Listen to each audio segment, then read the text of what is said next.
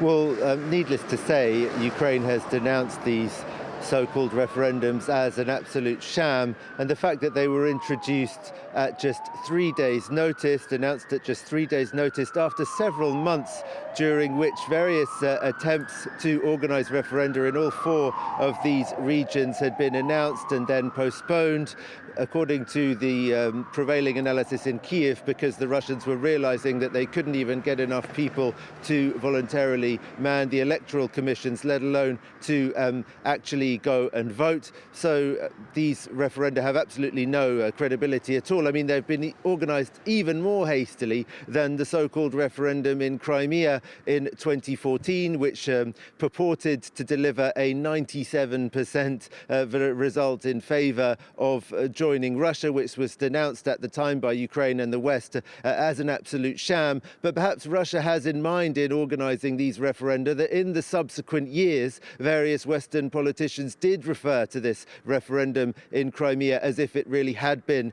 a real referendum. I'm thinking in particular of Marine Le Pen, the leader of the French National Rally Party, and others as well. And so, I mean, perhaps the calculation on Russia's part is that eventually this action will allow it to justify the annexation of these territories that Ukraine thinks that it plans. But certainly Ukraine believes these referenda are just part of Russia's tactics. I'm in Kharkiv region, much of which was occupied until very recently. It's quite likely that had Russia been able to hang on to the parts of Kharkiv region that it occupied, it would have tried to organize a referendum here as well. And most of the people I've been talking to in this region make it absolutely clear that they would not have voted.